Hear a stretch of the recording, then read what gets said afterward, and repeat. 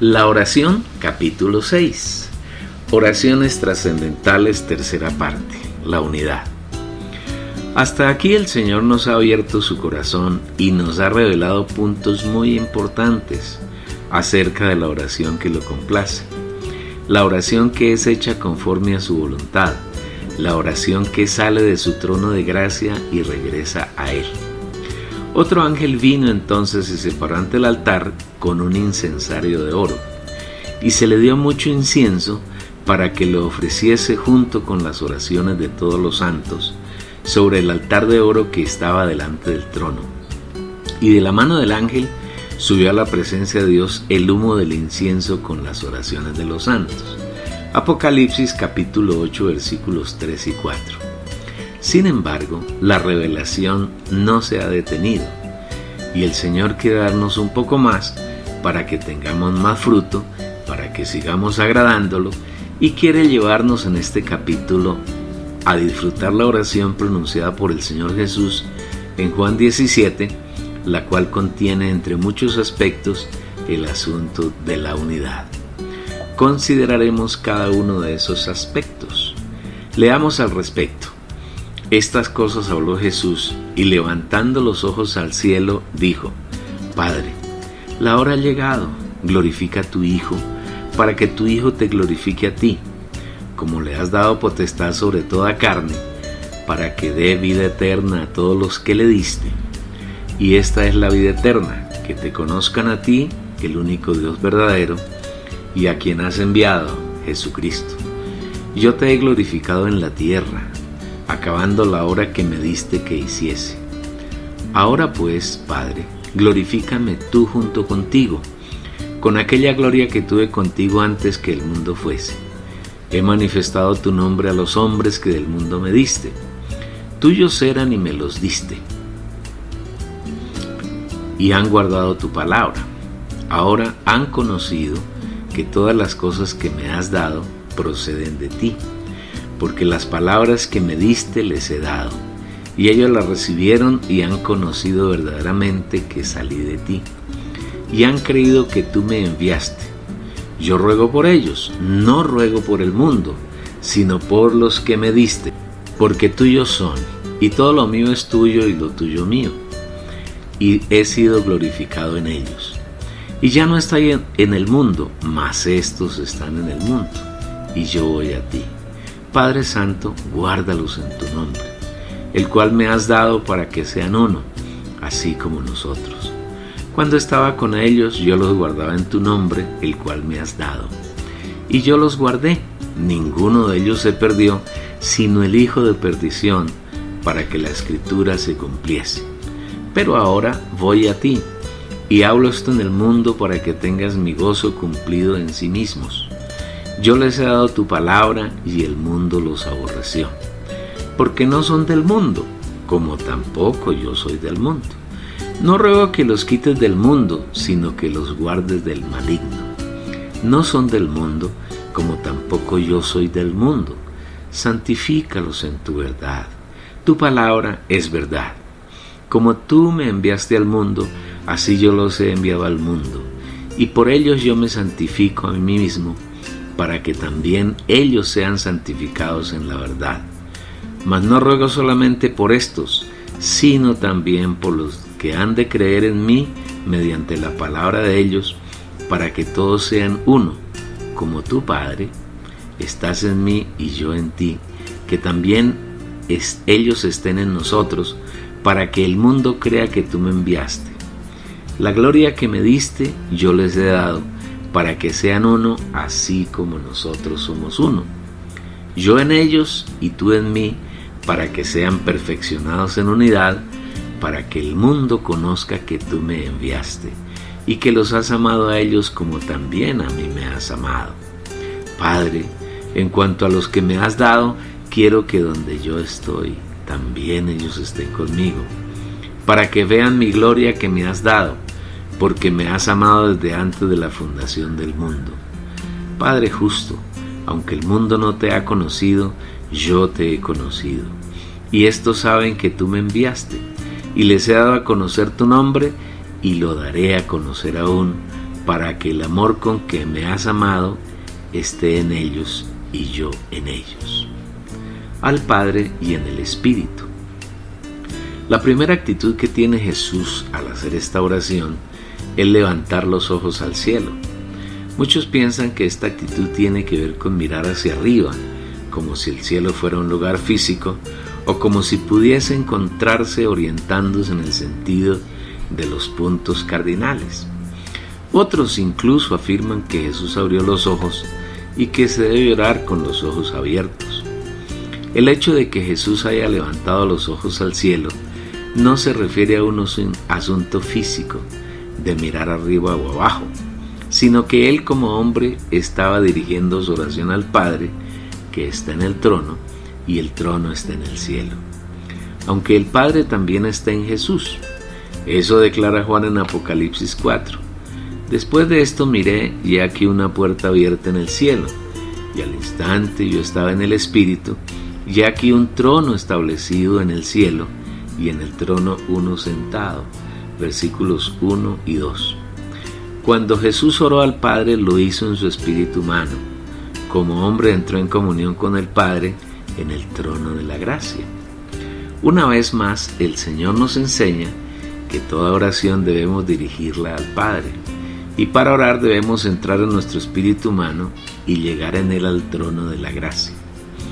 En ese trono seremos suplidos con su gracia y su misericordia para orar conforme a su voluntad, para orar sus oraciones y no las nuestras. Igualmente, Jesús está reconociendo en el Padre su condición de Dios, y él reconociéndose como hombre. Está humillándose, asumiendo en la oración una actitud de humildad y de dependencia absoluta de su Padre. La glorificación de Dios en la tierra. Inmediatamente el Señor añade: Padre, la hora ha llegado. Glorifica a tu Hijo para que tu Hijo te glorifique a ti. Desprevenidamente podemos pensar que cuando Jesús ora esta frase, estaba muy preocupado por la muerte que tendría que sufrir. Pero su preocupación no estaba centrada en la muerte por la que tenía que pasar, sino porque el Padre fuera glorificado, es decir, porque Dios fuera manifestado en la tierra, porque la gloria de Dios alcanzara la tierra. Para que Dios fuera glorificado en la tierra, era necesario que el Hijo fuera glorificado en el Padre.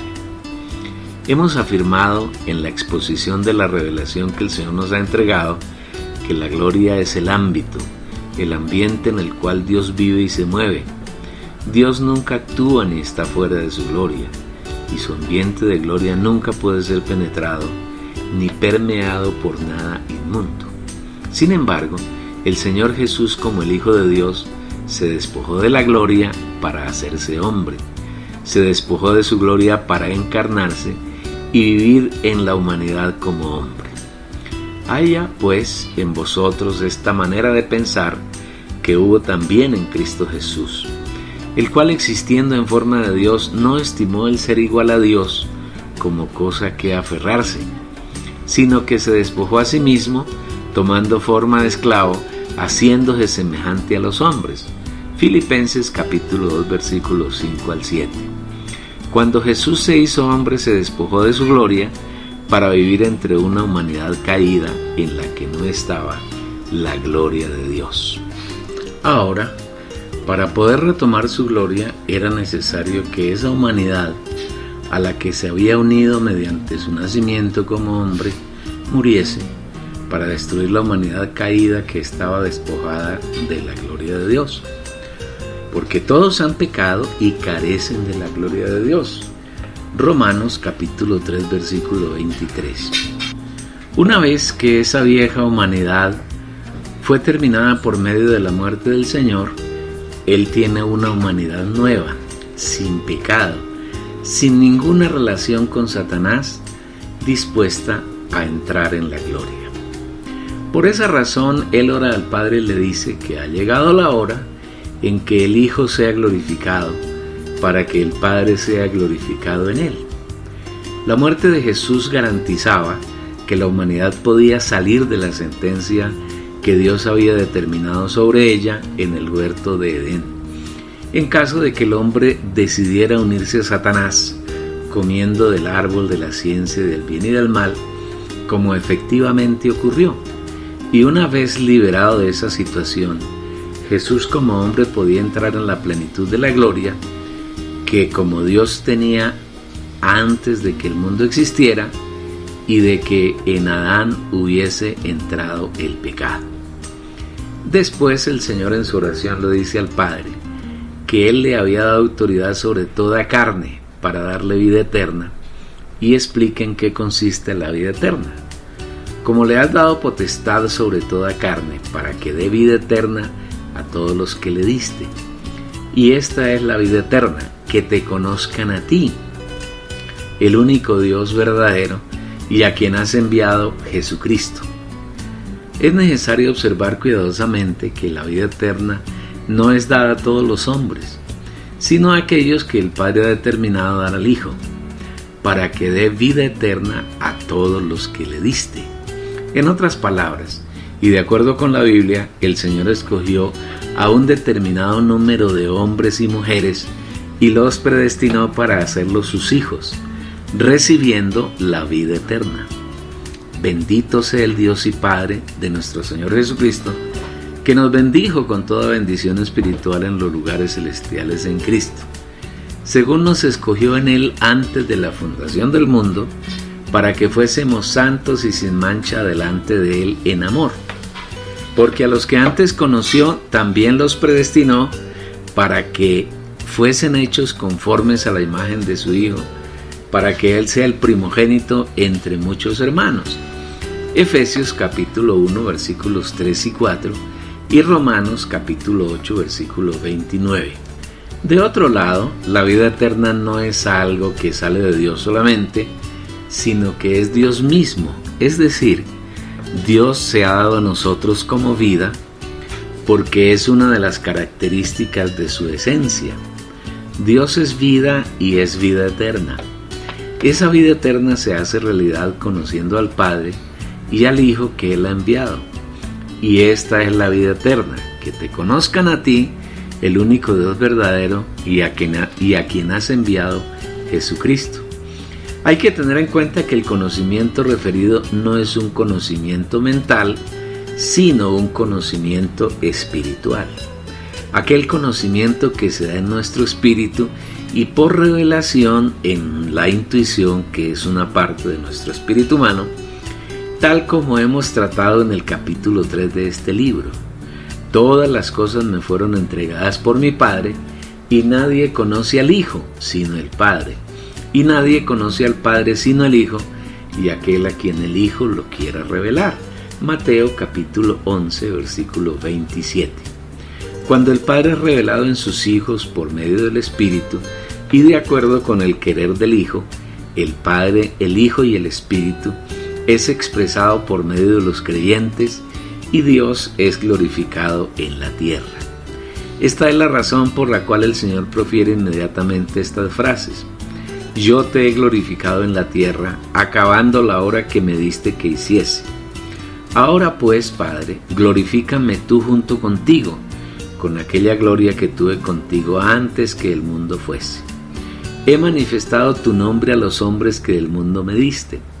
Tuyos eran y me los diste, y han guardado tu palabra. Ahora han conocido que todas las cosas que me has dado proceden de ti, porque las palabras que me diste les he dado, y ellos las recibieron y han conocido verdaderamente que salí de ti, y han creído que tú me enviaste. El Hijo glorifica al Padre, por lo menos en dos aspectos que consideraremos a continuación. Primero, haciendo la obra que el Padre le dio. Jesús como hombre, mientras vivió en la carne, nunca hizo nada distinto a las obras que el Padre le dio que hiciese, y en eso glorificó al Padre. ¿No crees que yo soy en el Padre y el Padre está en mí? Las palabras que yo os hablo no las hablo por mi propia cuenta, sino que el Padre que permanece en mí, Él hace sus obras. Creedme que yo estoy en el Padre y el Padre está en mí. Y si no, creedme por las mismas obras. Juan 14, versículos 10 y 11. Este es un claro ejemplo para los hijos de Dios hoy. No debemos inventar obras y hacerlas creyendo que con eso estamos agradando y glorificando a Dios. Lo agradamos solamente andando por el Espíritu en las obras que Él ha preparado de antemano para que caminemos en ellas, porque somos su obra maestra, creados en Cristo Jesús para buenas obras, las cuales Dios preparó de antemano para que anduviésemos en ellas. Efesios capítulo 2, versículo 10. Tampoco glorificamos a Dios como acostumbran a hacer algunas congregaciones del cristianismo, creyendo que darle gloria a Dios es gritar individual o corporativamente: ¡Gloria a Dios! ¡Gloria a Dios! O como en sentido cacofónico enseñan algunos líderes gritando: ¡a su nombre! Y la congregación responde al unísono: ¡Gloria! Y así lo hacen un buen número de veces.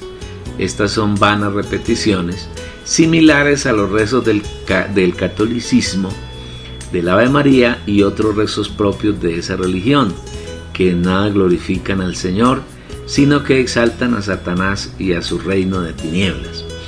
Esas repeticiones también son mantras muy utilizados en las religiones orientales.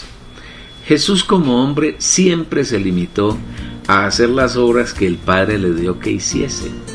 Nada hizo por iniciativa propia, sino que en todas sus obras dependió del Padre y trabajó con el Padre. En otras palabras, como Él lo declara en Juan 14, quien en verdad hacía las obras de Jesús era el Padre. El Señor Jesús nada hizo separado del Padre, nada hizo que no fuese hecho por el Padre. Todo lo hizo el Padre en Él y a través de Él. Este es un magnífico ejemplo para nosotros hoy, y especialmente para los líderes del cristianismo contemporáneo, que están llenos de obras y de hechos en los que el Padre no tiene ninguna participación, pues hacen un sinnúmero de obras que en lugar de glorificar al Padre lo ofenden y se oponen a su plan. Con sus obras, señores líderes, ustedes exaltan a Satanás. Bueno es recordar y orar Efesios capítulo 2 versículo 10, hasta que esa palabra sea una realidad que los hijos de Dios vivamos a diario, porque somos hechura suya, su obra maestra, creados en Cristo Jesús para buenas obras, las cuales Dios preparó de antemano para que anduviésemos en ellas. Segundo, manifestando el Padre a los discípulos. El segundo aspecto en que el Señor Jesús glorificó al Padre es en manifestar el nombre del Padre a los discípulos. He manifestado tu nombre a los hombres que del mundo me diste. Tuyos eran y me los diste, y han guardado tu palabra. Juan 17, versículo 6. El Señor vuelve a enfatizar el hecho de que el Padre le ha dado unos hombres para que fuesen de Él. Todos nosotros estábamos en el mundo y pertenecíamos al reino de las tinieblas. Éramos uno con Satanás y andábamos de acuerdo con él, obedeciendo lo que nos mandaba y siendo enemigos de Dios. Pero Dios, en su misericordia, amor y longanimidad para con nosotros, nos rescató del reino de Satanás y nos trajo a Él. Y vosotros estabais muertos en vuestros delitos y pecados, en los cuales anduvisteis en otro tiempo, siguiendo la corriente de este mundo, conforme al príncipe de la potestad del aire, el espíritu que ahora opera en los hijos de desobediencia, entre los cuales también todos nosotros nos conducíamos en otro tiempo en los deseos de nuestra carne, haciendo la voluntad de la carne y de los pensamientos, y éramos por naturaleza hijos de ira, lo mismo que los demás. Pero Dios, que es rico en misericordia, por su gran amor con que nos amó, aun estando nosotros muertos en delitos, nos dio vida juntamente con Cristo. Por gracia habéis sido salvos, y juntamente con Él nos resucitó, y asimismo nos hizo sentar en los lugares celestiales en Cristo Jesús. Efesios capítulo 2 versículos 1 al 6. Aún antes de que Él hubiese creado cosa alguna, escogió a algunos seres humanos y los hizo suyos, entre los cuales estamos usted y yo. Y cuando el Hijo se manifestó en carne, el Padre nos entregó para que nos diera a conocer el nombre del Padre, para que infundiese en nosotros su palabra y para que nosotros la guardásemos, como efectivamente ocurre hoy con algunos de los hijos del Señor y como ocurrió con la mayoría de los discípulos que anduvieron con Jesús mientras estuvo en carne. Dar a conocer el nombre del Padre no tiene nada que ver con que Jesús hubiese dicho que el Padre tuviese un nombre especial, sino que un nombre hace referencia a la persona misma de quien lo ostenta. Y Jesús manifestó al Padre expresándolo y glorificándolo en su vivir diario, y en esto consiste que Él les haya dado a conocer el nombre del Padre, en que en todo el vivir de Jesús siempre fue expresado el Padre con sus atributos y virtudes. No solo ellos recibieron el nombre del Padre y la palabra, sino que tenían un claro conocimiento de que todas las cosas que Jesús había recibido no son de Él, sino que tienen como origen el Padre, porque proceden del Padre. Ahora han conocido que todas las cosas que me has dado proceden de ti. Juan capítulo 17, versículo 7. Jesús como hombre nunca hizo nada que no se originara en el Padre. Sus palabras y sus hechos, todos se originaron en Dios. Nada fue de su propia iniciativa, nada hizo independiente del Padre, nada dijo que no lo hablara el Padre a través de él, nada pensó que no estuviese centrado en el Padre, ni que fuera originado en el Padre. He aquí el gran desvío del cristianismo contemporáneo, que se manifiesta en una profunda degradación de la Iglesia. Los cristianos de hoy tienen tantas obras, hablan tantas palabras, elaboran tantos planes y opinan de tantas maneras, que nada de eso está ni se manifiesta el Padre, porque Él no está en sus múltiples actividades. El cristianismo hace obras separados del Padre. Quiere el Señor abrir los ojos de los muchos genuinos hijos de Dios que hay en la tierra y puedan tener revelación acerca de la palabra de Juan 17. Si hubiese revelación y visión de esta palabra, si los velos fuesen quitados, seguramente el Señor podría hacer mucho para concluir su plan. Podría ganar un gran número de sus hijos para que lo sigan solamente a Él, levantaría las primicias y su venida no tendría por qué dar más espera. Cuando el Señor dice que los discípulos han conocido que todas las cosas que el Padre le dio proceden del Padre, está afirmando que los discípulos habían tenido revelación en su espíritu y visión en su alma, ambas procedentes de Dios. Una vez más el Señor nos muestra la gran carencia del cristianismo de hoy. Entre los hijos de Dios que están en medio de la iglesia degradada, no hay revelación ni visión procedentes de Dios. Por eso ellos no pueden conocer si las cosas que hacen y dicen proceden del Padre o se originan en la ambición de los líderes y lo que es más terrible, proceden de Satanás, lo que en verdad ocurre en casi todos los casos. El Señor Jesús, siendo Dios y hombre en su condición humana, recibió las palabras de Dios, las dio a sus discípulos y ellos las recibieron, porque las palabras que me diste les he dado, y ellos las recibieron, y han conocido verdaderamente que salí de ti, y han creído que tú me enviaste. Juan capítulo 17, versículo 8. Esto es glorificar al Padre, permitir que el Padre sea manifestado no solo en Jesús, sino también en sus discípulos. Por su parte, los discípulos recibieron sus palabras, las guardaron, las vivieron y llegaron a conocer que el Señor Jesús había salido del Padre y que el Padre lo había enviado. Cuando el Señor usa la frase salí de ti, la preposición de es traducida de la preposición griega para, que tiene el significado de dos preposiciones, de y con, lo cual debería traducirse de contigo. ¿Qué quiere decir esto? Que el Señor, además de salir del Padre, vino con el Padre. Padre, que el Padre nunca se separó del Hijo, y cuando el Hijo vino, vino con el Padre, y el Padre vino con el Hijo, porque es imposible que entre el Padre y el Hijo haya separación. Este conocimiento lo tenían los discípulos mediante revelación que les otorgó el Padre.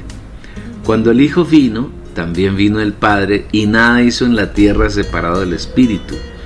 Todas sus obras fueron hechas por el Espíritu Santo.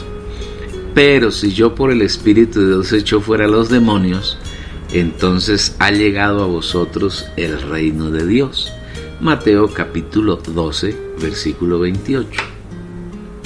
Este es un profundo y gran misterio que no podemos comprender totalmente con nuestra mente, pero debemos aceptarlo y disfrutarlo para evitar caer en el triteísmo que reina en casi todo el cristianismo, donde se habla de manera tácita e inconsciente de la separación del Padre, del Hijo y del Espíritu como tres dioses.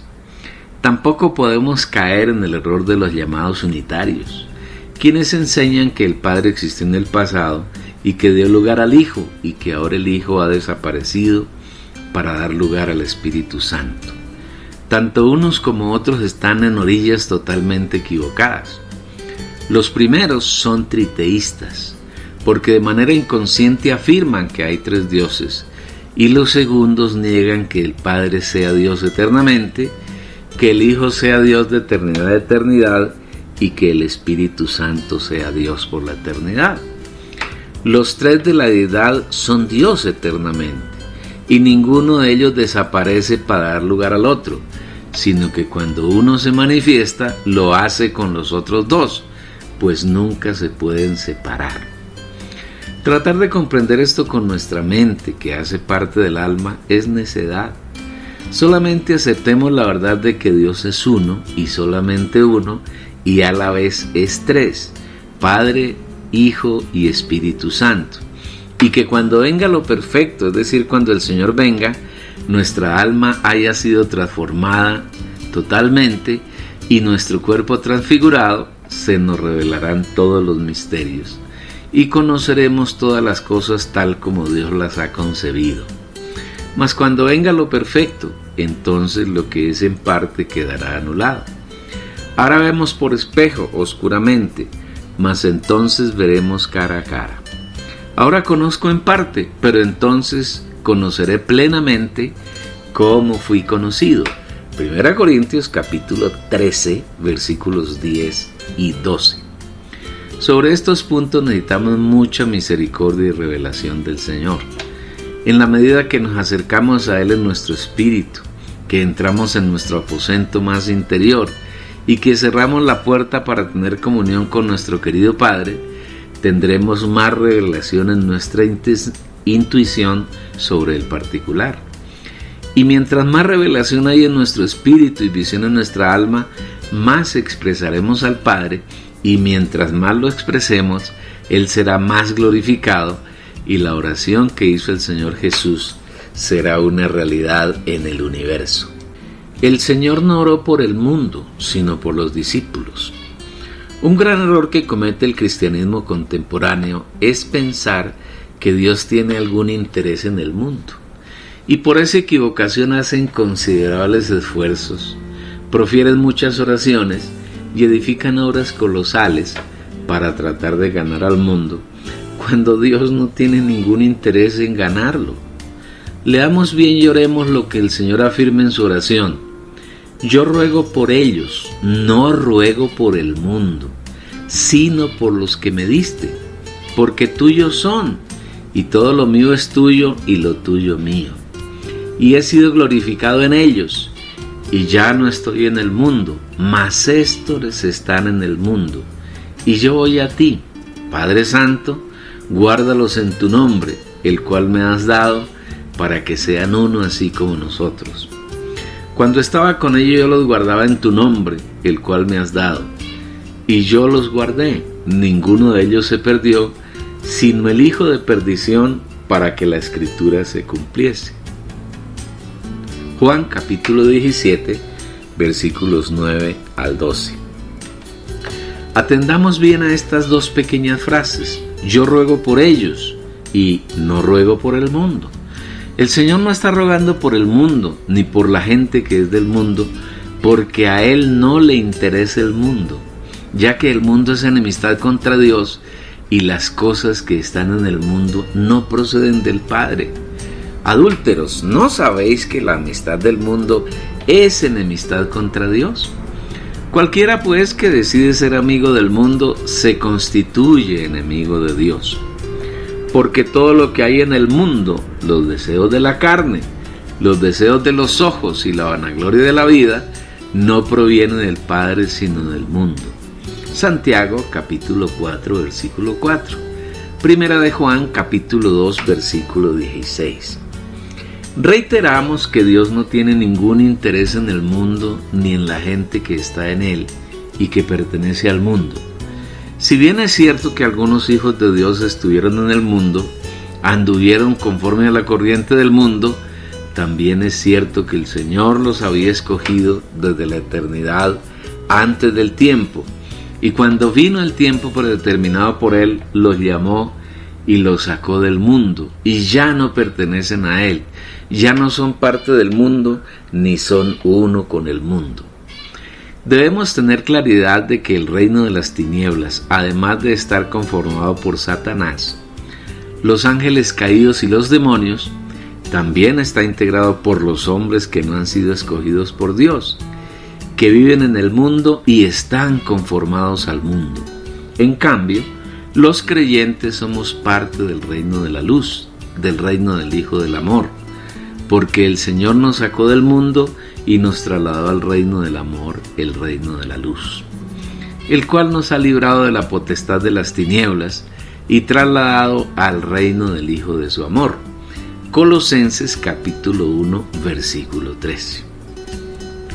Por esta causa el Señor Jesús no rogó por el mundo, ni ruega por él. Entonces, ¿por qué debemos hacer nosotros lo que no agrada a Dios ni Él hace? ¿Para qué esas oraciones vanas en las que los cristianos piden que el mundo sea mejor, que los gobernantes sean justos? Si no será así. Todo el mundo está bajo el maligno y nadie que esté en el mundo escapa de él. Sabemos que somos de Dios y el mundo entero está bajo el maligno. Primera de Juan capítulo 5 versículo 19. Quienes vivimos en esta tierra tenemos una disyuntiva: o somos hijos de Dios o somos hijos del diablo. Eso les dijo el Señor a los judíos en Juan 8:44. Vosotros sois hijos de vuestro padre el diablo, y los deseos de vuestro padre queréis hacer. Y nadie puede venir al Hijo si el Padre no lo trae. Ninguno puede venir a mí si el Padre que me envió no le atrae. Juan 6:44. Por más esfuerzos que usted haga, si una persona no ha sido escogida por el Señor, nunca será salva. Lo que usted tiene que aprender es a entrar en su espíritu humano para que el Señor le indique quiénes han sido escogidos, para que Él los llame y los atraiga al Hijo, no a su congregación, a su grupo o a su iglesia particular, ni tampoco a usted, sino para que los atraiga al Señor. Si usted acostumbra a tener comunión con el Señor, a vivir en el trono de la gracia, en su lugar más interior, enyugado con Él, no dude que el Señor le mostrará quiénes ha escogido. Usted fluirá desde su espíritu la palabra del Señor y esa persona creerá, será salva y se volverá al Señor. Pero si alguien no ha sido escogido desde antes de la fundación del mundo, por más esfuerzos que se hagan, nunca vendrá al Señor. Según nos escogió en Él antes de la fundación del mundo, para que fuésemos santos y sin mancha delante de Él en amor. Porque a los que antes conoció también los predestinó, para que fuesen hechos conformes a la imagen de su Hijo, para que Él sea el primogénito entre muchos hermanos. Y a los que predestinó, a estos también llamó, y a los que llamó, a estos también justificó, y a los que justificó, a estos también glorificó. Efesios capítulo 1 versículo 4 y Romanos capítulo 8 versículos 29 y 30. Una vez más insistimos en que el Señor no ruega por el mundo, sino por sus discípulos. es decir, por aquellos que el Padre ha escogido antes de la fundación del mundo y los ha dado al Hijo. Así es que sus vanas oraciones deben cambiar y debe orar conforme al deseo y al corazón del Señor. El Señor, a rogar por sus discípulos y no por el mundo, expone una razón que debe llenarnos de satisfacción, de gozo, de paz y de amor por el Señor. Porque tuyos son, y todo lo mío es tuyo y lo tuyo mío. Juan capítulo 17 versículos 9 y 10. Nosotros somos de Dios, siempre hemos sido de Él, pues nos escogió antes de la fundación del mundo.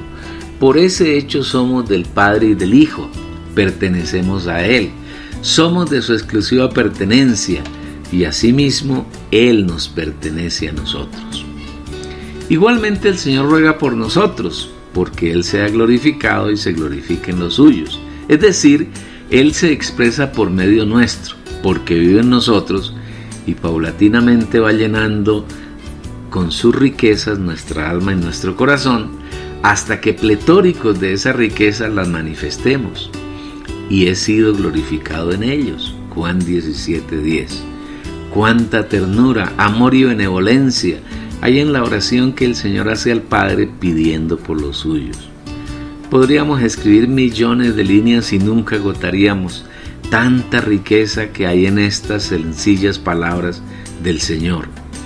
Cada día podemos disfrutarlas hasta que seamos llenos de ellas y vivamos su realidad. El asunto de la unidad.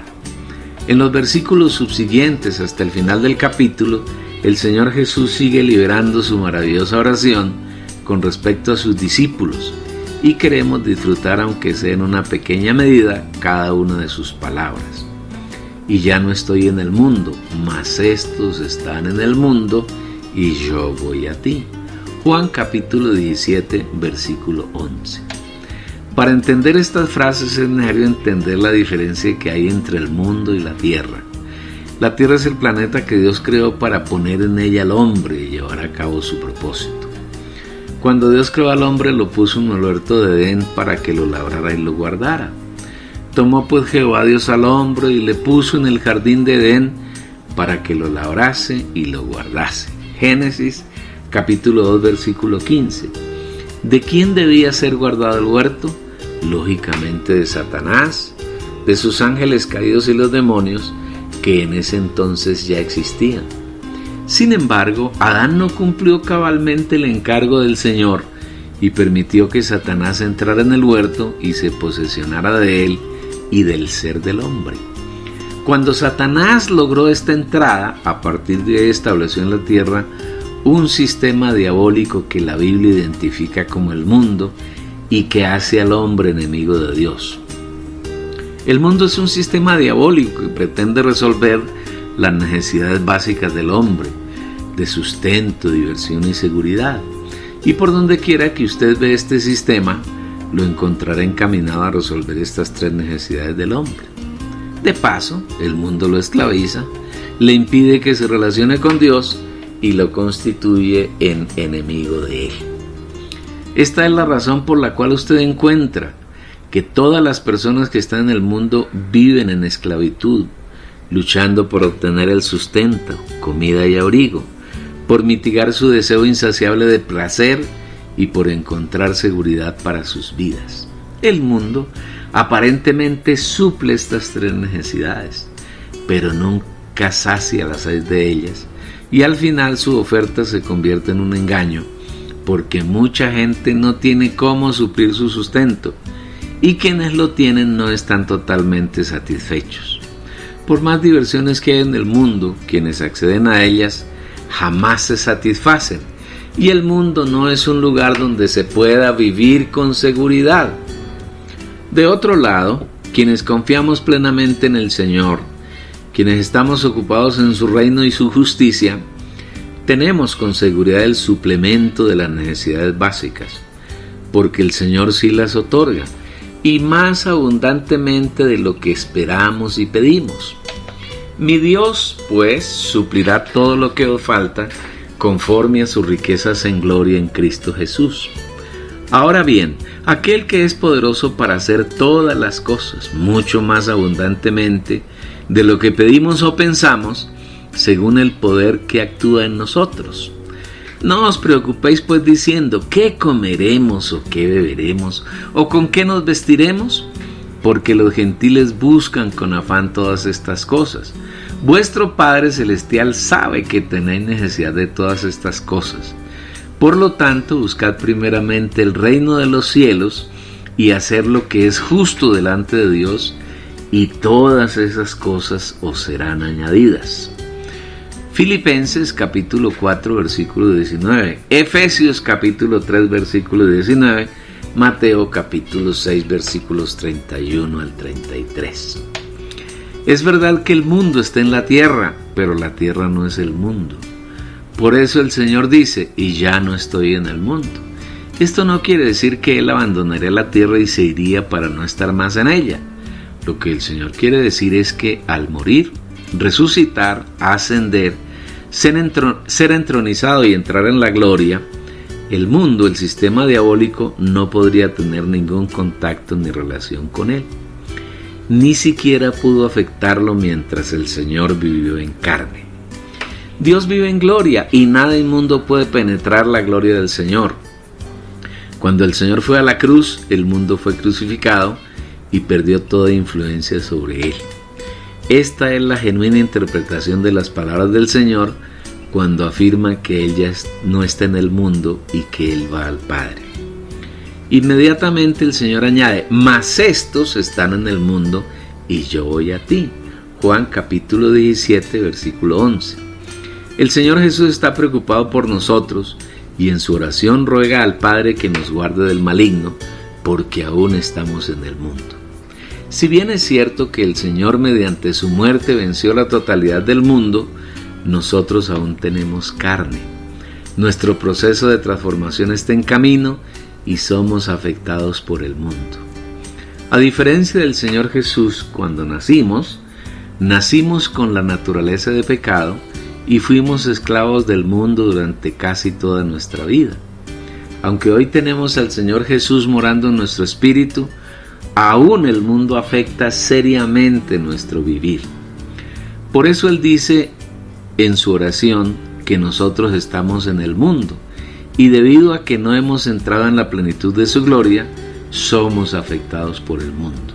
En cambio, el Señor Jesús va al Padre, está en el Padre, disfrutando de la plenitud de la gloria, y allí el mundo no tiene la más mínima injerencia. El hecho de que Él vaya al Padre no quiere decir que Él y el Padre estuviesen separados, porque esa separación es imposible. Yo y el Padre uno somos, porque el que me envió conmigo está. Él no me ha dejado solo, porque yo hago siempre lo que le agrada. Juan capítulo 10 versículo 30 y capítulo 8 versículo 29. Tampoco quiere decir que el Señor se fue al cielo y envió a cambio el Espíritu Santo como su reemplazo, pues esto lo afirma la mayoría del cristianismo. Ellos dicen que el Padre está en el cielo, el Hijo está en la tierra, pero que luego Él se fue al cielo y el Espíritu Santo quedó en la tierra reemplazándolo. Esta es una interpretación superficial y carnal de la Biblia. Algunos argumentarán diciendo que en Hechos 1 el Señor fue ascendido y lo ocultó una nube, y que nunca más regresó. Eso es verdad, pero no debemos olvidar que la noche de la resurrección, Él se sopló como el Espíritu Santo y se quedó para morar por siempre en el espíritu de los suyos. Y habiendo dicho esto, sopló en ellos y les dijo, recibid el Espíritu Santo. Juan 20, 22. Igualmente, antes de morir, dijo a los discípulos que si lo amaban y guardaban sus mandamientos, Él haría morada con el Padre en ellos. Respondió Jesús y le dijo, el que me ama, mi palabra guardará, y mi Padre le amará, y vendremos a Él y haremos morada con Él. Juan capítulo 14 versículo 23. En la misma ocasión dijo que rogaría al Padre para que les diera otro consolador, que estuviera con ellos para siempre y para que les enseñara todas las cosas. Inmediatamente replica que Él no los deja huérfanos, y yo rogaré al Padre y os dará otro consolador, para que esté con vosotros para siempre, el Espíritu de realidad, el cual el mundo no puede recibir porque no le ve ni le conoce. Pero vosotros le conocéis porque permanece con vosotros y estará en vosotros. No os dejaré huérfanos, vengo a vosotros. Mas el Consolador, el Espíritu Santo, a quien el Padre enviará en mi nombre, Él os enseñará todas las cosas y os recordará todo lo que yo os he dicho. Juan capítulo 14, versículos 16, 17, 18 y 26. Cuando Jesús viene, no viene solo, viene con el Padre. Y los dos vienen como el Espíritu Santo. Cuando el Espíritu Santo viene, no está solo, sino con el Padre y el Hijo. Cuando el Padre está presente, lo está con el Hijo y con el Espíritu. Los tres son uno y esa unidad no se puede disolver. El hecho de que Jesús vaya al Padre quiere decir, por un lado, que vuelve a la gloria que tuvo con el Padre antes de que el mundo fuese. Y por otro lado, que como hombre logró todo lo que Dios se había propuesto para redimir al hombre, y ahora como hombre es glorificado en la gloria del Padre. Así como es verdad que Jesús ascendió al cielo, también es verdad que Él permanece en sus hijos como el Espíritu, y el Padre permanece con Él. En otras palabras, el Hijo con el Padre y por el Espíritu mora en el espíritu de los creyentes, y desde allí está llenando el alma para transformarla y está llenando el corazón. Por eso el Señor declaró en Juan 14, versículos 23 y del 16 al 20, el que me ama mi palabra guardará, y mi Padre le amará, y vendremos a él y haremos morada con él. Y yo rogaré al Padre y os daré otro Consolador para que esté con vosotros para siempre. El Espíritu de realidad, al cual el mundo no puede recibir porque no le ve ni le conoce. Pero vosotros le conocéis porque permanece con vosotros y estará en vosotros. No os dejaré huérfanos, vengo a vosotros. Todavía un poco y el mundo no me verá más, pero vosotros me veréis. Porque yo vivo, vosotros también viviréis. Y en aquel día vosotros conoceréis que yo estoy en mi Padre, y vosotros en mí y yo en vosotros. La noche de la resurrección el Señor vino a sus discípulos y se sopló dentro de ellos como el Espíritu Santo para morar eternamente en ellos. Y el día de Pentecostés descendió como el Espíritu de poder para investirlos, para uniformarlos y vivir siempre con ellos y con nosotros. Y habiendo dicho esto, sopló en ellos y les dijo: recibid el Espíritu Santo. Y de repente vino del cielo un estruendo como de un viento recio que soplaba, el cual llenó toda la casa donde estaban sentados. Y se les aparecieron lenguas como de fuego, que se repartieron, asentándose sobre cada uno de ellos, y fueron todos llenos del Espíritu Santo. Juan capítulo 20, versículo 22, y Hechos capítulo 2, versículos 2 al 4. En pocas palabras, Jesús ascendió al cielo, al trono de gloria, para ser glorificado, y a la vez se quedó en nosotros, sus hijos, con el Padre y como el Espíritu. A continuación, el Señor suplica al Padre: Padre Santo, a los que me has dado, guárdalos en tu nombre, en ese nombre que me has dado, para que sean uno, como lo somos nosotros. Juan capítulo 17, versículo 11. Aquí el Señor pide que el Padre guarde a los discípulos en el nombre del Padre. ¿Cuál es ese nombre? Indudablemente no es Padre, porque un hombre que es Padre, además de serlo, tiene un nombre que lo identifica. Entonces Padre es una función de Dios, porque Él tiene muchos hijos. Pero Padre no es un nombre. Para verlo, no tenemos que ir muy lejos, solamente entrar en la sencillez de la palabra, buscando revelación en el Señor.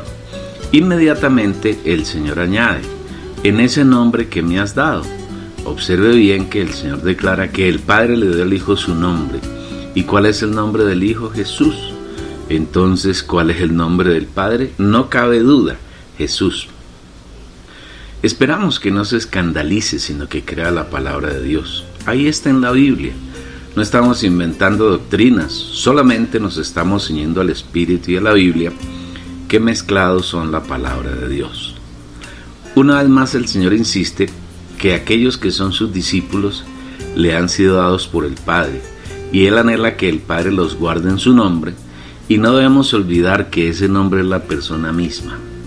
En otras palabras, el Señor Jesús oró para que el Padre nos guardara dentro de Él, y nosotros vivimos dentro del Padre, del Hijo y del Espíritu Santo. Igualmente, Él vive dentro de nosotros. Existe en el idioma español una palabra apropiada para explicar este hecho, coinherencia, la cual podemos hacerla un verbo, coinherer. Dos cosas o personas que coinheren significa que uno está dentro del otro y no hay posibilidad de ser separados. Decir que el Padre, el Hijo y el Espíritu son coinherentes es lo mismo que decir que el Padre está dentro del Hijo, el Hijo está dentro del Espíritu, el Hijo está dentro del Padre y dentro del Espíritu, y el Espíritu está dentro del Padre y dentro del Hijo. ¿Usted entiende esto? Bueno, yo tampoco lo entiendo a cabalidad, pero lo he disfrutado por más de 30 años, y es maravilloso que nuestro Dios Padre, Hijo y Espíritu Santo sean coinherentes. Pero aún hay algo más elevado y excelso, que no solo nuestro amado Dios es coinherente, sino que nosotros somos coinherentes con Él. Es decir, el Dios Padre, Hijo y Espíritu Santo vive dentro de nosotros y nosotros vivimos dentro de Él. A esto se refiere el Señor Jesús cuando clama al Padre: Padre Santo, a los que me has dado, guárdalos en tu nombre. Y aquí está, según nuestro parecer, el asunto más importante y destacado que el Señor trata en su oración, para que sean uno como lo somos nosotros. Querido hermano, abra bien sus ojos espirituales para que vea, y sus oídos interiores para que oiga, y procure conocer en su espíritu y entender en su alma la sencillez de estas palabras. El Señor dice que anhela que sus discípulos sean uno, así como ellos son uno. Una vez más, el Señor vuelve a insistir sobre la unidad de la deidad, enfatizando el hecho de que Él y el Padre son uno, porque no hay más que un Dios que a la vez es Padre, Hijo y Espíritu, como la Biblia lo reitera en múltiples ocasiones, por ejemplo en Mateo 28, versículo 19. Por tanto, id y haced discípulos a todas las naciones, bautizándolos en el nombre del Padre, y del Hijo, y del Espíritu Santo. Sería interesante preguntar aquí de cuántos nombres habló el Señor. Si usted es descuidado, responderá que habló de 3 nombres. Pero observe que no dice los nombres, sino en el nombre, uno, singular. Hay un solo nombre, pero hay 3, el Padre, el Hijo y el Espíritu. Y en el versículo de Juan 17 que estamos considerando, habla de uno y de nosotros. ¿Usted puede entender esto? Yo tampoco, pero lo creo, lo proclamo, lo hago realidad y lo disfruto. Dios, el único Dios, nuestro Dios en quien creemos, es uno y solamente uno, y a la vez es 3. Esta es la base para la genuina unidad, la unidad de la que habla el Señor, para que sean uno como lo somos nosotros. La unidad no puede darse de la manera como pretende el cristianismo degradado, en torno al Papa, al pastor, al reverendo o al líder. Tampoco hay unidad en torno a unas doctrinas aparentemente bíblicas, y mucho menos se da la unidad alrededor de una organización. La unidad se da en torno a la persona del Dios uno, Padre, Hijo y Espíritu Santo. El Espíritu Santo, hablando de la unidad por medio de nuestro hermano Pablo, afirma: diligentes en guardar la unidad del Espíritu en el vínculo de la paz. Efesios 4, versículo 3. El Espíritu nos dice que la única unidad que debemos guardar es la unidad del Espíritu, no la de la congregación, ni la unidad denominacional, ni la unidad de la doctrina, ni la unidad del líder llamado Papa, pastor, reverendo, obispo, profeta, apóstol, hermano responsable, anciano, líder, ungido de Dios y otros apelativos. Para guardar la unidad genuina, la que se origina en el Padre, el Hijo y el Espíritu Santo, que son uno, debemos vivir en la única comunión que es la del Hijo Jesucristo nuestro Señor, a la cual todos los hijos de Dios fuimos llamados por el Padre. Fiel es Dios, por el cual fuiste llamados a la comunión de su Hijo, Jesucristo nuestro Señor. 1 Corintios capítulo 1, versículo 9. Guardar la unidad del Espíritu es tan sencillo como son sencillas todas las cosas del Señor. Consiste simplemente en que cada uno de los creyentes aprenda y practique ser uno con su espíritu humano, o en su espíritu humano con el Espíritu de Dios. Sabemos que Dios como el Espíritu mora en el espíritu humano de cada creyente, cada hijo de Dios. El problema está en que los cristianos ignoran el morar del Señor en ellos y viven como si Dios no viviera en su espíritu. Pero si nos habituamos a tener comunión con el Señor en nuestro espíritu, a oír su voz, a obedecerlo en lo que Él nos pide y a agradarlo, espontáneamente, sin saberlo, estamos guardando la unidad del Espíritu, y eso trae paz entre nosotros, con Dios y con nosotros mismos. Si un hermano determinado es diligente en ser uno en su espíritu con el Espíritu, y otro hermano hace igual, y otro, esos hijos de Dios están guardando la genuina unidad, la unidad del Espíritu, y en esos santos el Señor tiene el camino apropiado para hacer su obra, para hacer lo que le agrada y para llevar adelante su plan. Guardando la unidad del Espíritu, fácilmente vendrá la unanimidad, es decir, será uno el alma, y así los hermanos que guardan la unidad del Espíritu tendrán el mismo pensamiento, el mismo sentir y el mismo deseo. Pensamiento, sentir y deseo, que no será el de un hermano determinado, el de un líder, sino el pensamiento, el sentir y el deseo del Espíritu. Os ruego, hermanos, por el nombre de nuestro Señor Jesucristo, que habléis todos una misma cosa, y que no haya entre vosotros divisiones, sino que estéis perfectamente unidos en el mismo sentir y en un mismo parecer. 1 Corintios 1, versículo 10. Así llegaremos a ser uno, como son uno el Padre y el Hijo en el Espíritu. Después, en el versículo 21, el Señor recabe en el tema de la unidad. Para que todos sean uno como tú, Padre, estás en mí y yo en ti, que también ellos estén en nosotros, para que el mundo crea que tú me enviaste. En este versículo el Señor muestra la esencia y el camino que lleva a la unidad. Primero, Él dice que en el Padre y el Hijo hay un ejemplo y una realidad de la unidad, porque el Padre está en el Hijo y el Hijo está en el Padre, y los dos son el Espíritu. Esta es la coinherencia. El Padre está dentro del Hijo y el Hijo está dentro del Padre. Y no pueden separarse, no hay cómo romper esa unidad. En ella es imposible una ruptura. Como tú, Padre, estás en mí y yo en ti.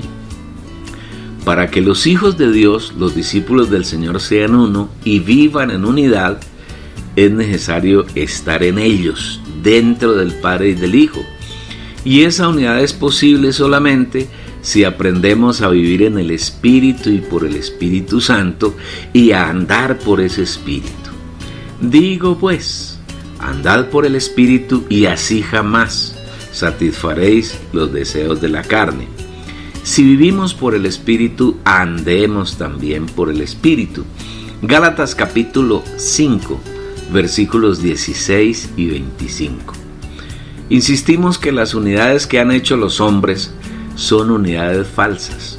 Por ejemplo, el catolicismo romano tiene una unidad basada en el Papa, a quien proclaman como el representante de Cristo en la tierra. Y sus feligreses y sus ministros, engañados por Satanás, no se dan cuenta de que no hay ningún Papa en la Biblia y que el Señor nunca tuvo el más pequeño pensamiento de establecer tan diabólico personaje, y que todas las doctrinas del catolicismo y sus prácticas son una soterrada adoración a Satanás, a los ángeles caídos, a los demonios y a los hombres. La Iglesia Ortodoxa Católica de Oriente es una iglesia muy parecida a la romana, solamente que sus papas, es decir, sus patriarcas, que son 4 los más importantes, no son tan conocidos como el de Roma, pero igualmente están llenos de idolatría y de enseñanzas de demonios.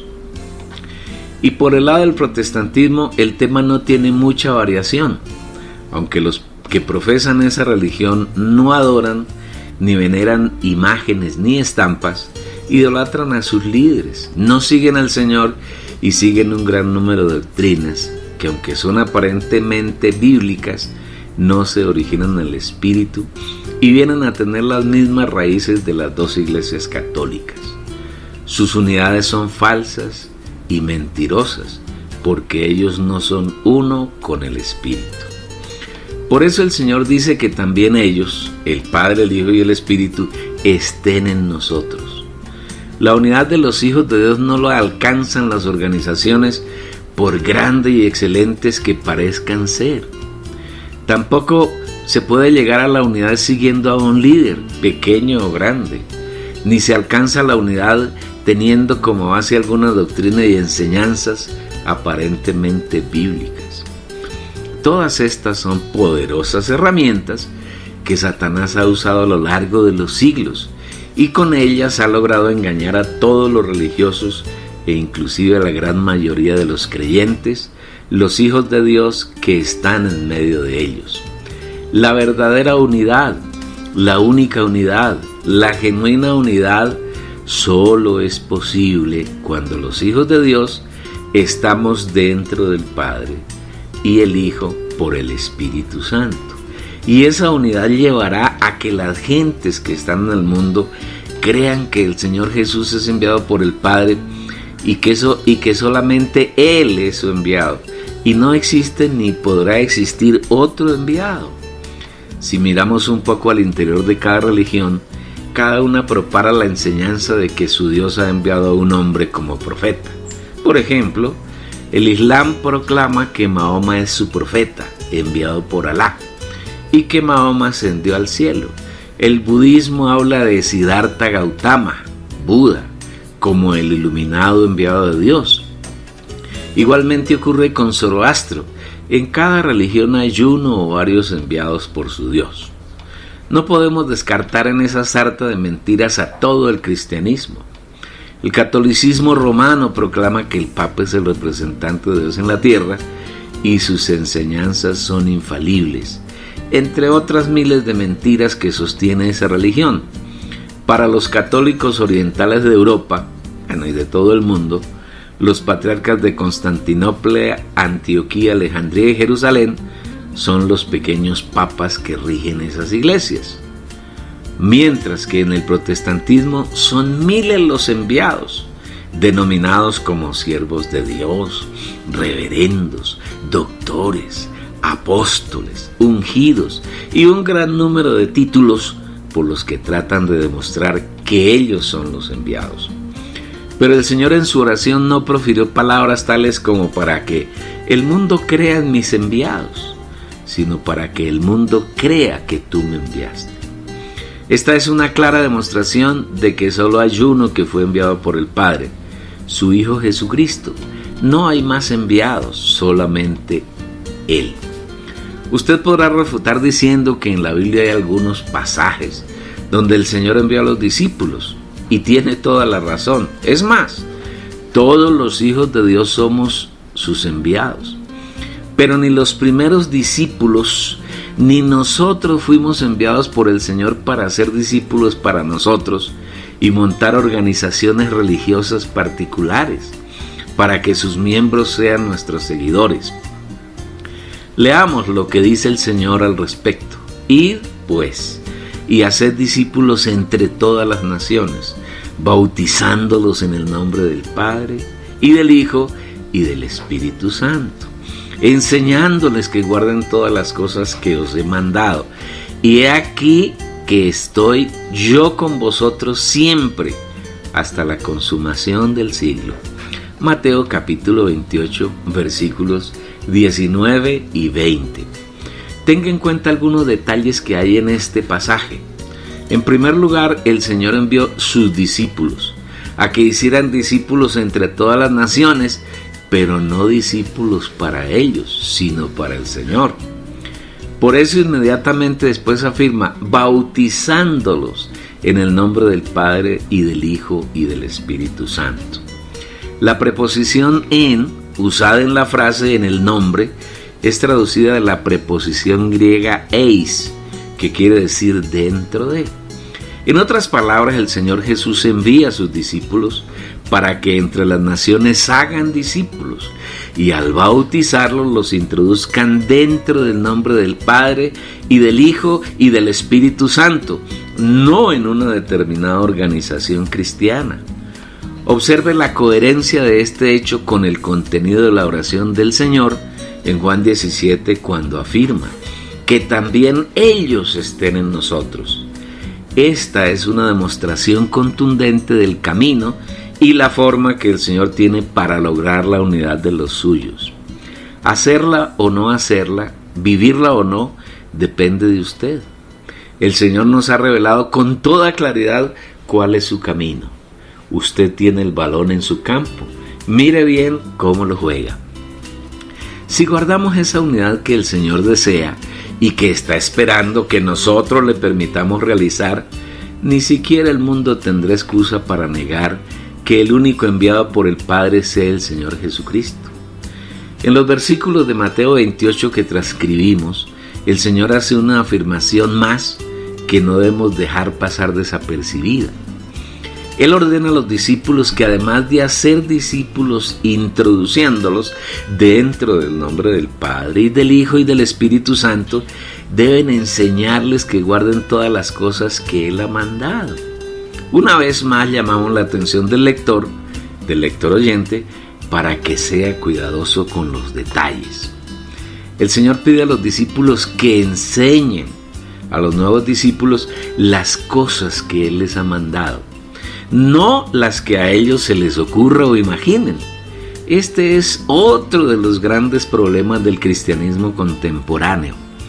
Las enseñanzas que imparten a sus correligionarios no son las palabras y los mandamientos del Señor, sino las ocurrencias de los líderes. Tantas doctrinas y tantas enseñanzas hay en el cristianismo y en ellas no está el Señor, porque no se originan en la revelación del Señor en el Espíritu de quienes fungen de líderes. Finalmente, en ese pequeño pasaje, el Señor remata: y he aquí que estoy yo con vosotros siempre, hasta la consumación del siglo. Es bien curioso que Mateo no termine su evangelio hablando de la ascensión del Señor, sino con la frase que acabamos de transcribir. Lógicamente, esto no quiere decir que el Señor no haya ascendido, porque su ascensión es un hecho tan cierto como su encarnación, vivir humano, muerte y resurrección, sino que debido a que Mateo fue encargado por el Espíritu de hablar en su evangelio acerca del reino de Dios y del reino de los cielos, es necesario mostrar que aunque el Señor ascendió, por otro lado se quedó con sus discípulos para ejecutar su obra de establecer su reino en la tierra, y para eso está con nosotros todos los días, hasta que el siglo sea consumado. Es decir, hasta que Él venga nuevamente a la tierra de manera visible para reinar sobre ella con sus vencedores. Al afirmar que está con sus discípulos siempre, hasta la consumación del siglo, implica que es el Señor quien hace sus obras por medio de ellos, y no son los discípulos quienes hacen sus obras separados del Señor. La oración del Señor en Juan 17 es tan cuidadosa y tan completa que Él tuvo en cuenta a aquellos que creeríamos en Él por medio de la palabra, de los que allí estaban presentes. Mas no ruego solamente por estos, sino también por los que han de creer en mí mediante la palabra de ellos. Versículo 20. Qué hermoso es el Señor, cuán amoroso y cuidadoso, que hace ya 2000 años se acordó de nosotros y por nosotros rogó al Padre. Y el Señor vuelve a enfatizar el asunto de la unidad, y lo hace en los mismos términos del versículo 11, donde pide no solamente por los que estaban allí en ese momento, para que todos sean uno, como tú, Padre, estás en mí y yo en ti, que también estén ellos en nosotros, para que el mundo crea que tú me enviaste. Juan 17, versículo 21. ¿Por qué este énfasis del Señor? Porque Él conocía las muchas disculpas que esgrimirían los cristianos en los siglos posteriores, argumentando miles de excusas para no guardar la unidad. Ellos alegan que en la iglesia primitiva el número de creyentes era menor, que las naciones donde había creyentes eran pocas, que las congregaciones eran reducidas en número y muchos otros argumentos, pero ignoran que la cabeza y el líder de la iglesia es el Señor Jesús y no los hombres. Y aunque haya millones de creyentes y cientos de países y miles de lugares, Él es poderoso para encabezarnos, guiarnos y gobernarnos a todos, si sus hijos aprenden a seguir la unción que mora dentro de ellos. Y en cuanto a vosotros, la unción que vosotros recibisteis de Él permanece en vosotros, y no tenéis necesidad de que nadie os enseñe, pero como su unción os enseña todas las cosas y es verdadera y no es mentira, así como ella os ha enseñado, permaneced en Él. Primera de Juan capítulo 2 versículo 27. Seremos genuinamente uno si aprendemos a seguir la unción que está en nosotros, sin importar si somos 10 o 100,000 o millones. Él es poderoso para guardar la unidad de su iglesia, su cuerpo. Es insensato buscar la unidad fuera del Padre, el Hijo y el Espíritu. Solamente cuando los creyentes decidan vivir dentro del Dios 3-1, alcanzarán la unidad. Es igualmente insensato buscar la unidad en el catolicismo romano, entre comillas iglesia, que se considera una católica, apostólica y romana, y están unidos en torno al Papa, a sus herejías y a sus mentiras. Esa, entre comillas iglesia, es una, pero una con Satanás, y no hay mayor fuente de degradación, de engaño y falsificación que la que proporciona el catolicismo romano y el catolicismo ortodoxo de Oriente. Esas diabólicas organizaciones en verdad son la madre de las rameras, de la que habla Apocalipsis 17, versículo 5. Y en su frente un nombre escrito, un misterio: Babilonia la Grande, la madre de las rameras y de las abominaciones de la tierra. Debido a que es madre, tiene hijas e hijos. Hay dos muy destacados a lo largo y ancho de la tierra: el catolicismo ortodoxo oriental y el protestantismo. En esas tres organizaciones llamadas cristianas, nadie es uno con el Padre y el Hijo, como dice el Señor en su oración en Juan 17. Y si no hay unidad con Él, con Dios, no hay genuina unidad, y toda unidad que ellos propalan se vuelve una unidad con Satanás y se opone a Dios. Para que se llegue a la genuina unidad con el Padre y el Hijo y por el Espíritu, el Señor mostró algunos elementos en su oración que bien vale la pena considerar. En primer lugar, para llegar a la unidad con Dios es necesario recibir la palabra de Él y guardarla. Yo les he dado tu palabra, Juan 17, versículo 14. Observe bien lo que el Señor dice, en el sentido de que Él no les dio a los discípulos cualquier clase de palabra, sino la palabra del Padre, la palabra de Dios, que es la persona misma del Señor Jesús y es el Espíritu.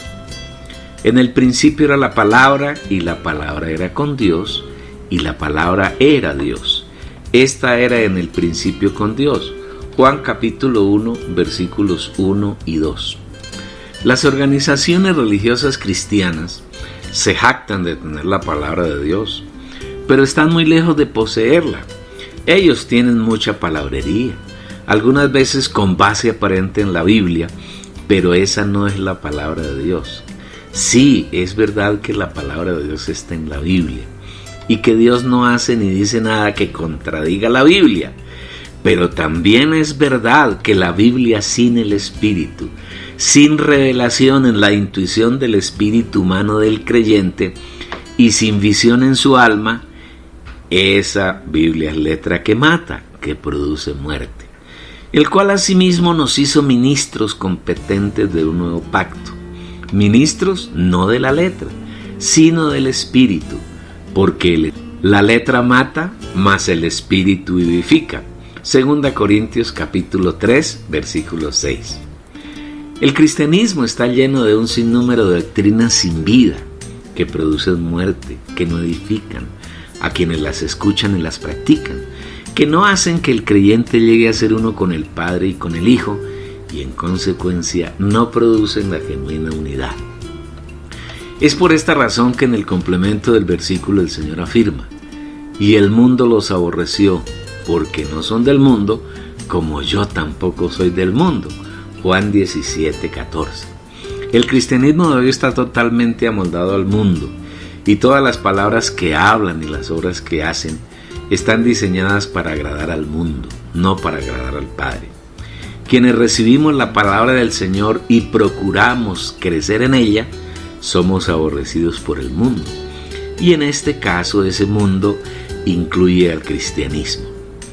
Cuando tenemos revelación en nuestro espíritu y luz en nuestra alma, somos aborrecidos aún por los mismos creyentes, por los hermanos que están subyugados por Satanás en el cristianismo. Si esa es su condición, amado lector oyente, procure hacer realidad la oración que el Señor hizo por usted hace 20 siglos.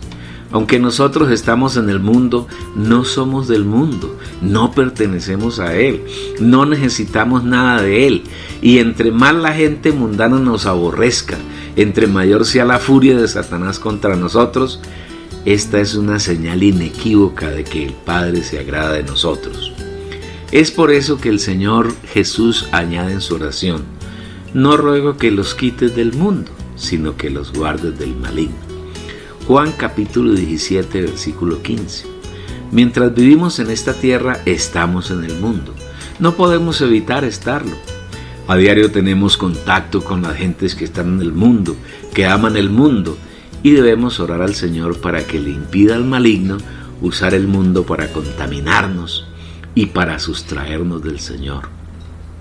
Nuestro vivir es un vivir de estar escondidos en Dios con Cristo, y el mundo no puede tocarnos, porque habéis muerto y vuestra vida está escondida con Cristo en Dios.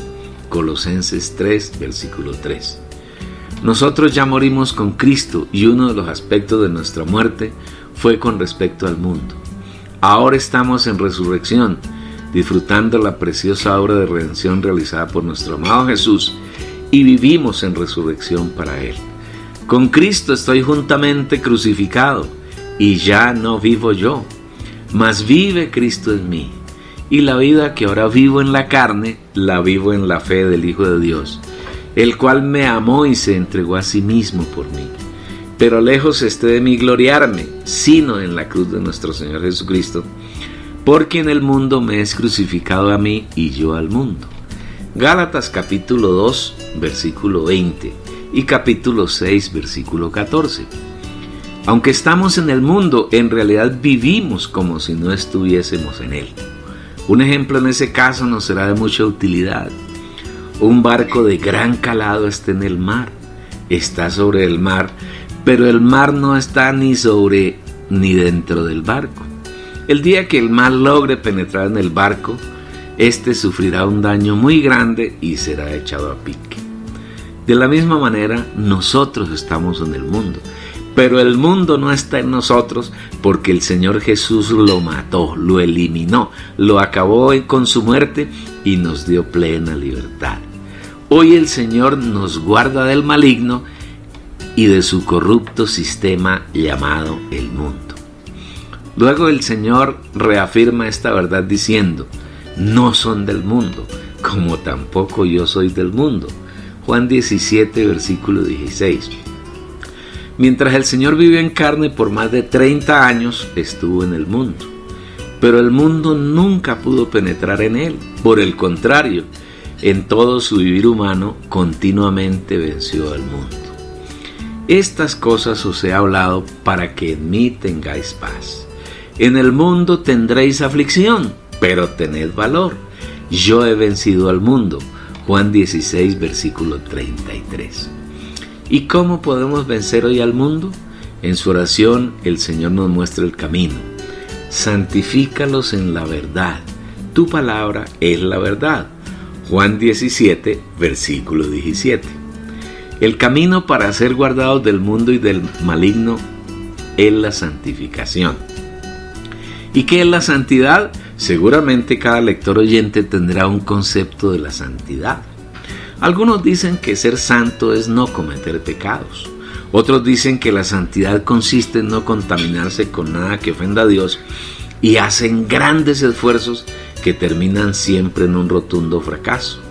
Logran guardar su, entre comillas, santidad por un poco de tiempo. Y luego les pasa lo de la cerda, que después de lavada se revuelque en el cieno, o lo del perro, que come su propio vómito. Pero les ha acontecido lo del verdadero proverbio: el perro vuelve a su vómito y la puerca lavada a revolcarse en el cieno. Segunda de Pedro capítulo 2 versículo 22.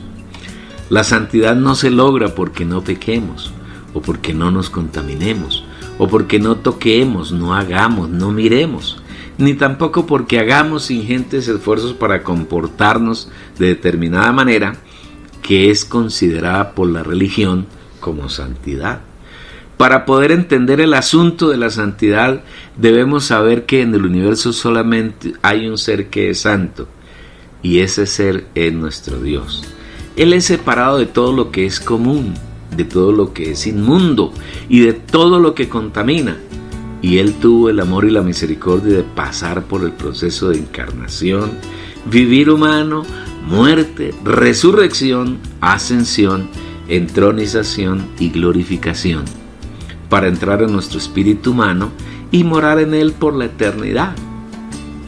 Desde que entró en nuestro espíritu nos hizo partícipes de su santidad porque se mezcló con nosotros y dejamos de ser inmundos para llegar a ser santos.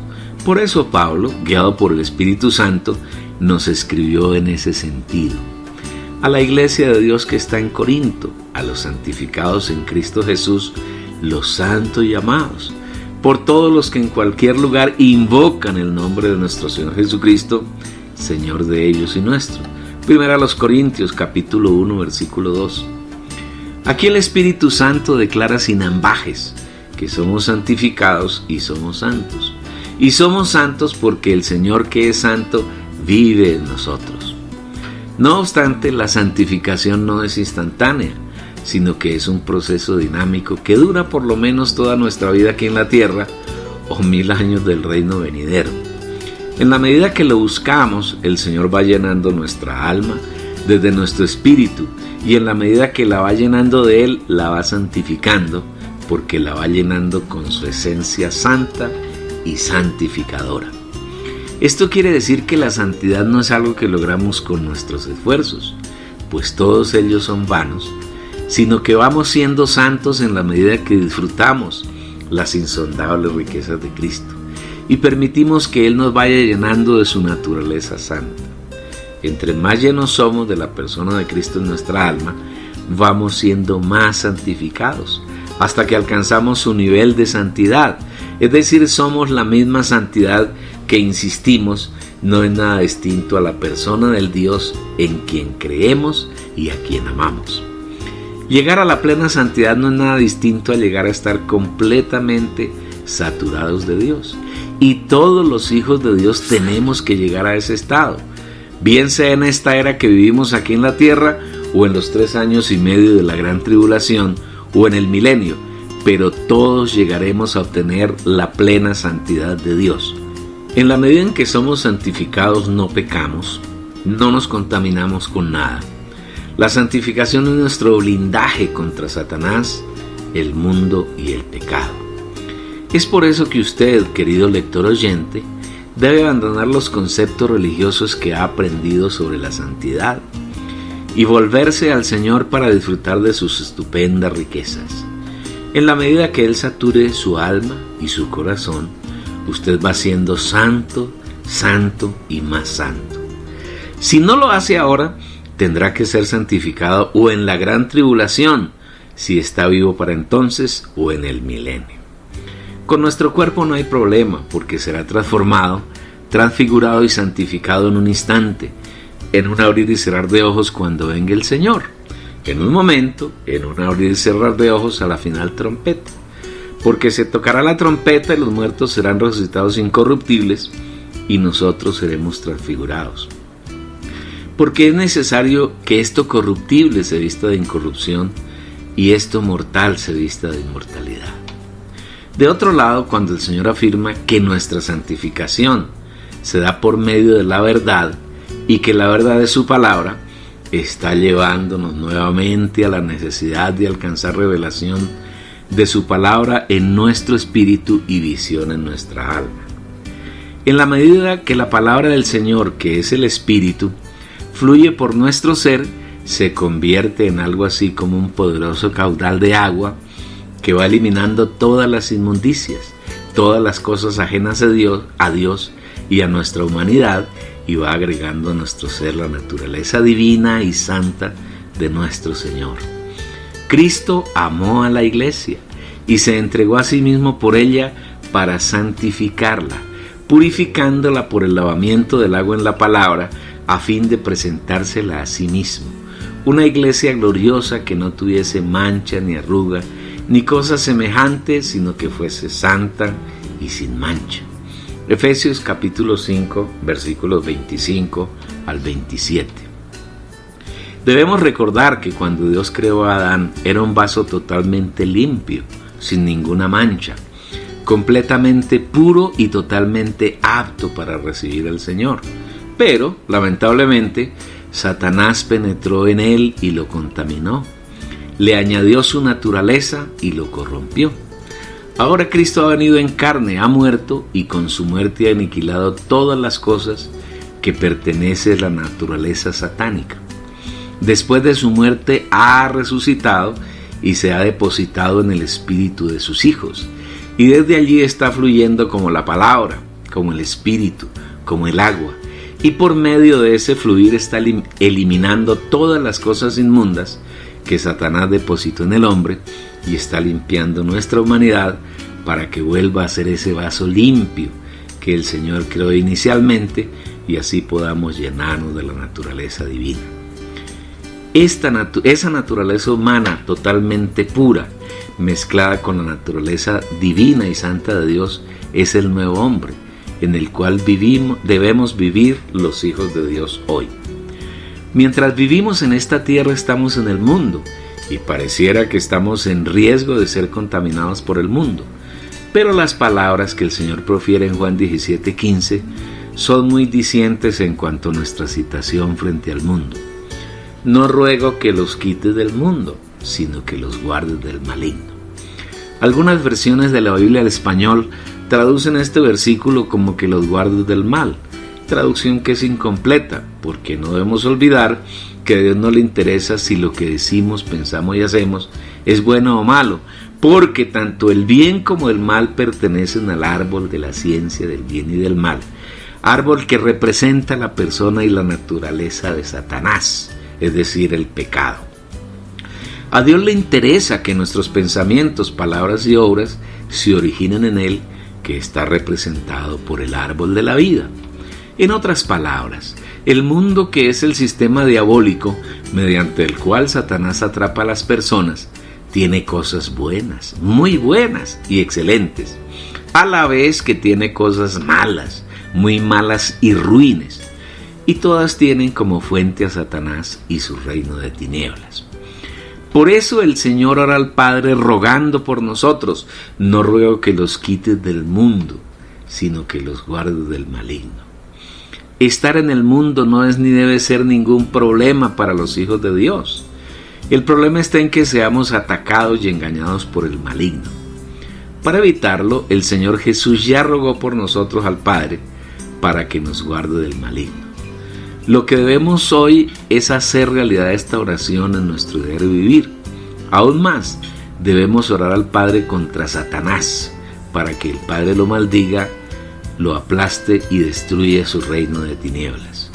Inmediatamente después el Señor ratifica una verdad que debemos hacerla nuestra realidad cada día. No son del mundo, como tampoco yo soy del mundo. Juan 17, versículo 16. Debemos vivir esta palabra diariamente. Nosotros estamos en el mundo, pero no pertenecemos a él. No tenemos nada en él y él nada tiene en nosotros. Nosotros somos de Cristo, pertenecemos al Padre y estamos y vivimos en el Espíritu. Hoy podemos decir con toda confianza las palabras que él dijo al respecto del príncipe del mundo. No hablaré mucho con vosotros, porque viene el príncipe de este mundo y él nada tiene en mí. Juan 14, versículo 30.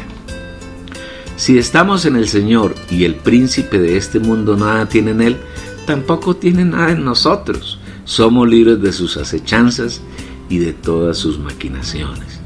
Estamos en el mundo, pero no somos del mundo. El Señor inmediatamente ora así: como tú me enviaste al mundo, así yo los envío al mundo. Juan 17, 18. El Señor Jesús fue enviado por el Padre al mundo, y de la misma manera Él envía a sus discípulos al mundo. Para poder tener luz y revelación acerca de esta frase, debemos saber que en el griego hay dos palabras que traducen al español como mundo. Estas son cosmos y aion, y las dos tienen idéntica traducción al español. Cosmos hace referencia al orden de las cosas creadas, al universo, y especialmente a la Tierra y todo lo que en ella Dios ha creado. En este sentido podemos afirmar sin equívocos que Dios creó al cosmos, que insistimos, en la Biblia se traduce como mundo. Dios creó el universo y en él creó la Tierra y todas las cosas que hay en ella. Todo esto fue creado de manera maravillosa y en perfecto orden. La otra palabra traducida como mundo, aion, se refiere a la corriente del mundo, y esta corriente no fue creada por Dios, sino que fue introducida por Satanás en el huerto de Edén, cuando logró que el hombre comiera del árbol de la ciencia del bien y del mal, que no es nada distinto a la naturaleza satánica. Desde ese entonces, Satanás introdujo en la tierra el aion, el mundo, su sistema engañador, y lo ha venido desarrollando a lo largo de los siglos, especialmente por medio de las religiones, incluido el cristianismo. Con esta aclaración estamos en capacidad de afirmar que el Padre envió a su Hijo a la tierra, el cosmos, pero no dentro del aion. Es decir, aunque Jesús vivió en esta tierra en carne, nunca fue contaminado por el sistema satánico llamado mundo, o sea, aion, sino que se mantuvo inmune frente a él. De la misma manera, el Señor nos envía a sus discípulos al mundo, el cosmos, y somos guardados por el Padre y el Hijo para que de ninguna manera la corriente de Satanás nos contamine. Y Jesús se acercó y les habló diciendo: toda potestad me ha sido dada en el cielo y en la tierra. Por tanto, id y haced discípulos entre todas las naciones, bautizándolos para dentro del nombre del Padre, y del Hijo, y del Espíritu Santo. Mateo capítulo 28, versículos 18 y 19. Y para mostrar que estar en el mundo sin contaminarnos no es un asunto que se logre mediante el esfuerzo humano, el Señor añade en el versículo 19 de Juan 17: y por ellos yo me santifico a sí mismo, para que también ellos sean santificados en la verdad. Una vez más el Señor muestra la íntima unidad que hay entre Él y sus discípulos. El Hijo se santifica a sí mismo, y recuerde que la santificación consiste en llenar el alma, el corazón de las riquezas de Dios. En la medida que el Señor se santifica a sí mismo, nosotros somos santificados en Él. En otras palabras, si vivimos diariamente en Él, si caminamos con Él, si nos acercamos confiadamente al trono de la gracia, somos totalmente saturados de las riquezas de Dios y nada del mundo, ni siquiera una molécula puede penetrar en la naturaleza de Dios, que mediante la santificación invade todo nuestro ser. Luego en el versículo 22 el Señor añade a este respecto: la gloria que me diste yo les he dado, para que sean uno, así como nosotros somos uno. Recordemos que la gloria es el ámbito, la esfera donde Dios se mueve, vive y obra. Dios no hace nada fuera de su gloria, y en esa gloria no hay nada inmundo, nada contaminante, nada mundano y no hay muerte. Es un ámbito de vida, justicia, amor, luz y santidad. Y esa gloria nos ha sido dada por el Padre en el Hijo a través del Espíritu Santo. Somos partícipes de esa gloria y mientras estamos en el mundo, vivimos en ella. Por esa razón el Señor dice en el versículo 24: Padre, en cuanto a los que me has dado, quiero que donde yo estoy, también ellos estén conmigo, para que vean mi gloria que me has dado, porque me has amado desde antes de la fundación del mundo. Estar con Él donde Él está no hace referencia solamente al futuro, sino que mientras estamos en este cuerpo de carne y vivimos en este mundo corrupto, podemos vivir en la gloria del Señor, acercándonos diariamente al trono de la gracia, al lugar santísimo que está en nuestro espíritu, y disfrutar de sus incontables riquezas que son su gracia.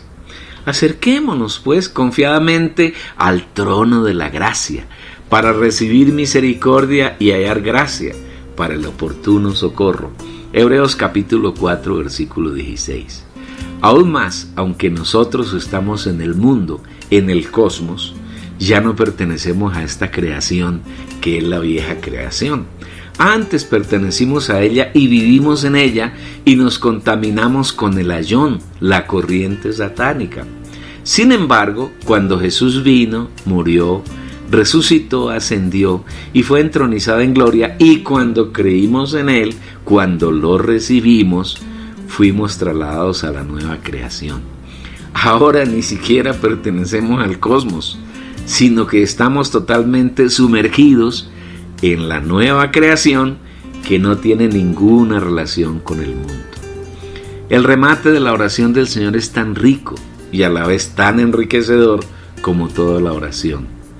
Padre justo, aunque el mundo no te ha conocido, yo te he conocido, y estos saben que tú me enviaste.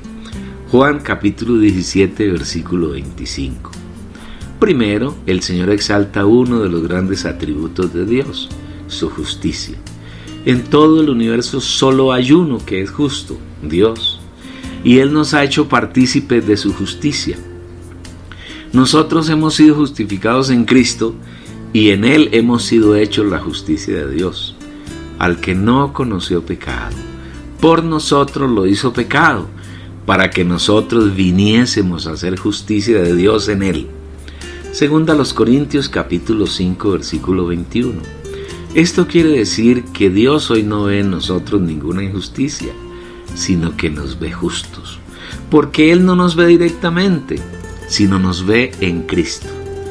Cuando Dios nos mira, ve en nosotros a un Cristo corporativo, su cuerpo, del cual el Señor Jesús es la cabeza y nosotros somos sus miembros.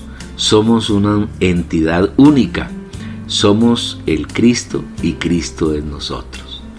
Esta es una de las mayores verdades y realidades del proceso de redención, la que para los religiosos es motivo de escándalo y osarán acusarnos de herejes, pero es una realidad que nadie puede negar, y consiste en que Dios se ha hecho uno con nosotros y nos ha hecho uno con Él.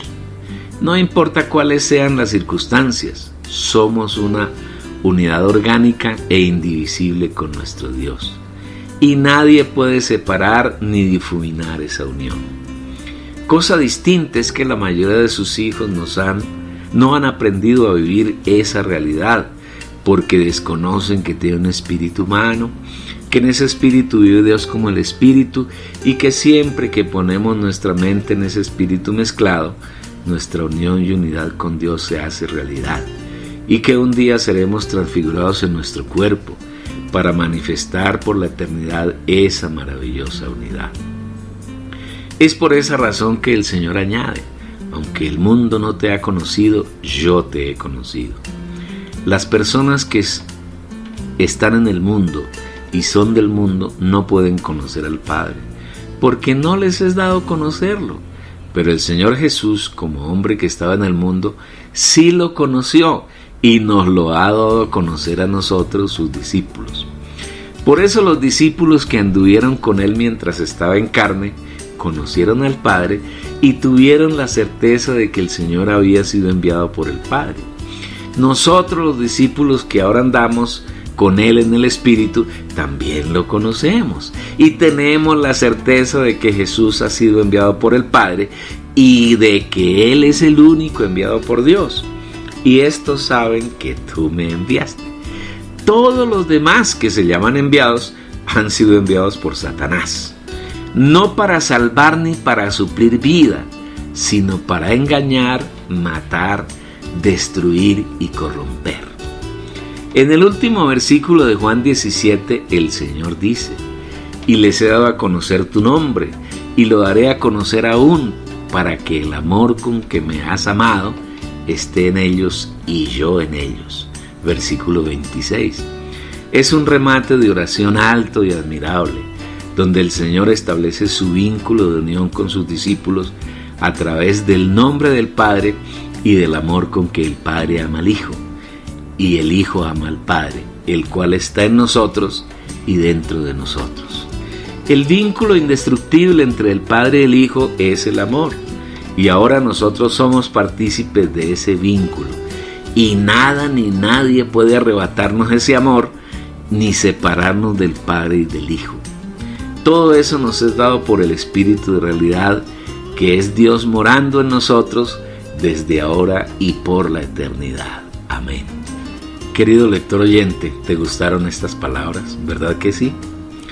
Te recomendamos que las leas una y otra vez hasta que se constituyan en tu revelación, y que a partir de esa revelación obtengas más revelación, porque esta no es la última revelación.